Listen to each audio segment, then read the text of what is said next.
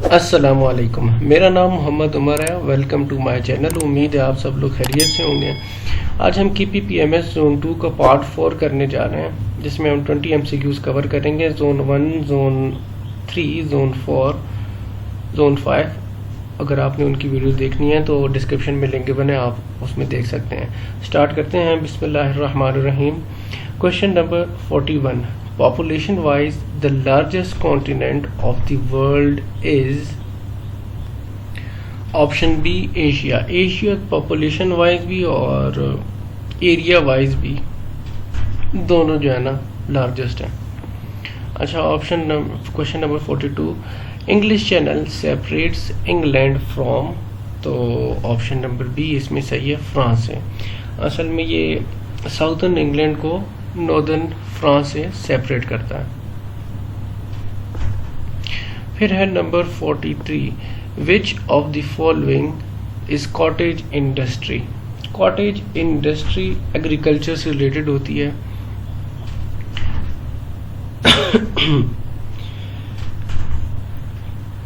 वो बिजनेसेस ना जो कि घरों में होते हैं, और इसी में तो इसमें जो हैंडीक्राफ्ट है, ये हैंडीक्राफ्ट यानी हाथ से चीज़ों को बनाना, तो ये आप घर में कर सकते हैं। और I am sorry, cottage industry agriculture से रिलेटेड नहीं है। इसका जो 44 MCQs है ये एग्रीकल्चर से रिलेटेड है। 44 MCQs क्या है? The agro based industry is dairy farms. Option number D.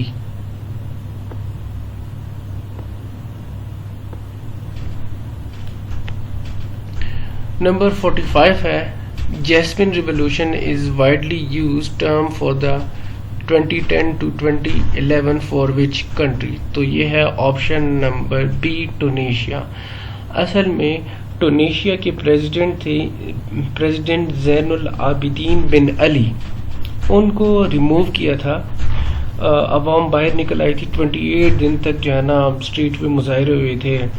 तो उसके बाद मतलब ये रिमूव किया था इनको, तो इसको कहते हैं जैस्मिन रिवोल्यूशन। और इसको जैस्मिन क्यों कहते हैं? टूनीशिया का जो नेशनल फ्लावर है जैस्मिन है, जिस तरह कि हमारे पाकिस्तान का भी नेशनल फ्लावर जैस्मिन है। Number 46। Madame Tussauds wax museum is located in, तो ये जो म्यूजियम है ये लंदन में है, और ये एक बहुत बड़ी फेमस टूरिस्ट अट्रैक्शन है। इसके बाद है नंबर 47। 47 पे आते हैं।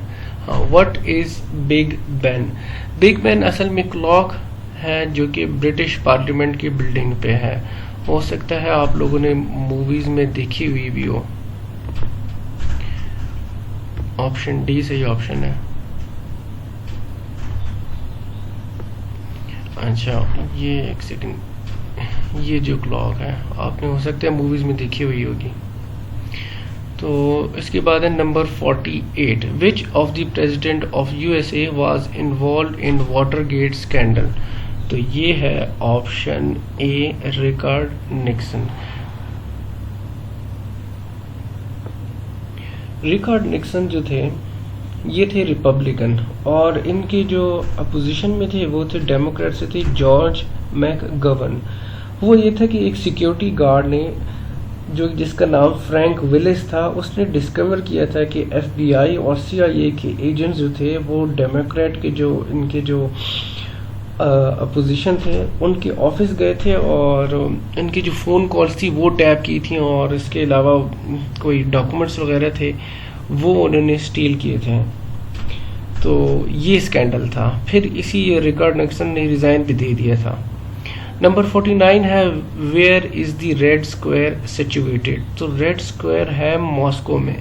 जब सोवियत यूनियन थी तब जो है ना सोवियत यूनियन के जो सोल्जर्स थे वो ये रेड स्क्वायर में मिलिट्री परेड वगैरह करते थे। अभी भी जब रशिया बनी है तो रशिया बनने के बाद भी इस जगह को बहुत इम्पोर्टेंस दी जाती है। नंबर 50 है। Hepatitis and jaundice are the diseases of liver, number 51 है the wonder of the world Taj Mahal is situated in Agra the Indian state of option A Uttar Pradesh. ये मेरे ख्याल में मैंने पहले डिस्कस किया हुआ है। फिर है इसके बाद 52 रिक्सडाग इज द पार्लियामेंट ऑफ, तो ये है ऑप्शन सी स्वीडन।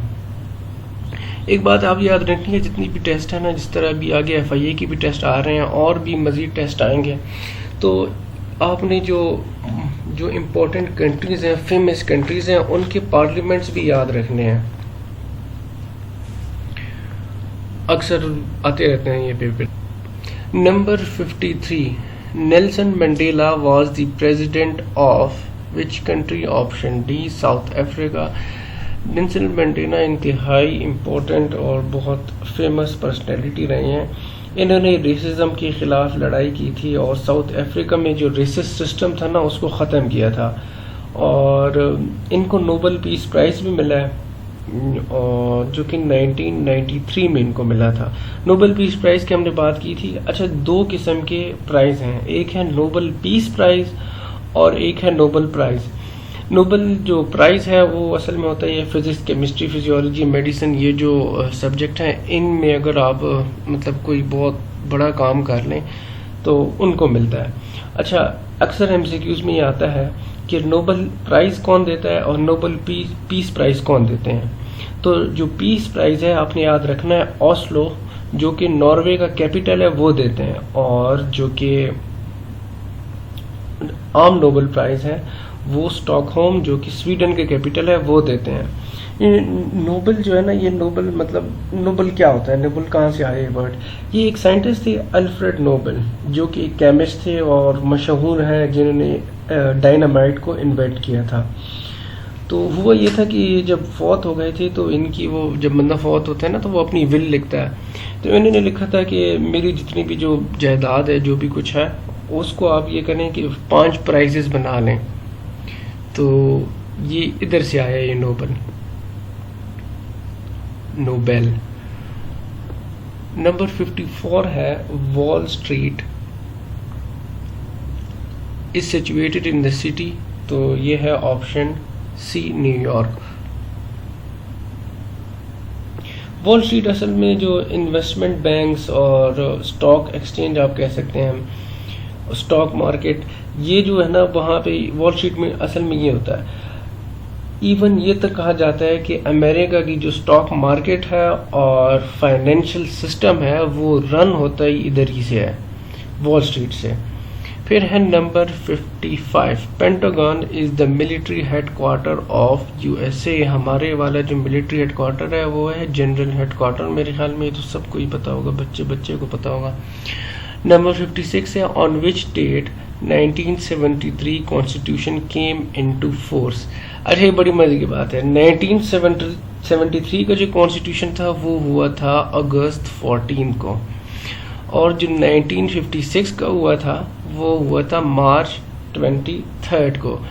ये MCQs मैंने 1-2 जगहों पे देखा था कि जो 1956 का कॉन्स्टिट्यूशन था वो कब इन्फोर्स हुआ था, तो ये आपने याद रखना है। 57 पे आते हैं which one of the following alliances was formed against Ayub Khan regime, तो ये थी option number B national democratic front. इसके बाद है नंबर 58 हु एब्रोगेटेड 1962 कॉन्स्टिट्यूशन, तो ये थे जनरल यहिया खान।